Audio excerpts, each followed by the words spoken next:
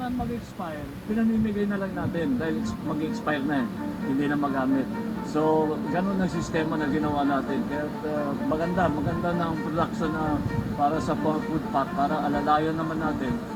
Ito ang unang panahon na ang national government ay nagbibigay nitong klaseng food pack. Nung nakaraan, saan na lang kumukuha yung mga biktima.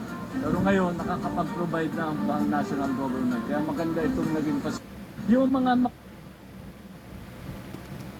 Oh, di ba guys?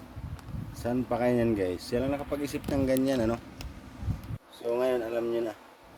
Pag may dumating sa inyo na galing sa government, kainin nyo na agad.